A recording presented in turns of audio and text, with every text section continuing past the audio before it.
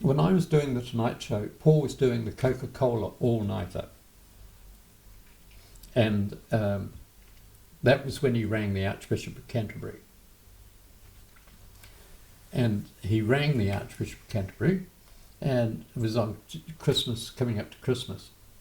And he wanted to know, well, he wanted to speak to him, but the curate said, look, he's busy at the moment, but if you ring back in 10 minutes, he should be available and have a chat with you.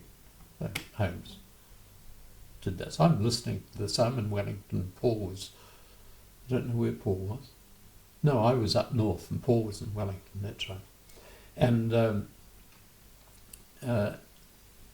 he rings him back and he has a wonderful conversation. I heard it.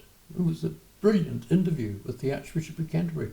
He asked him, he said, do you and the Pope exchange Christmas cards with each other?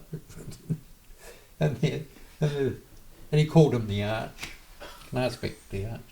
And anyway, the next thing, Paul gets fired because of it. Jim Hartstone was the Director General of Radio New Zealand at the time, and he was appalled that somebody would ring the Archbishop of Canterbury and ask them such terrible questions. So anyway, Paul Holmes is fired for ringing the Archbishop of Canterbury.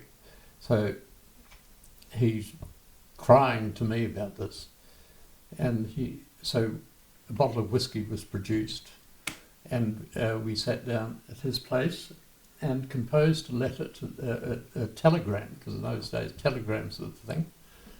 Composed a telegram to the Archbishop of Canterbury asking if he was in any way offended by the interview that he'd done with Paul, the Christmas call. And he sent a reply-paid telegram, got it back saying no, he hadn't been at all. And but Radio New Zealand persevered with it and fired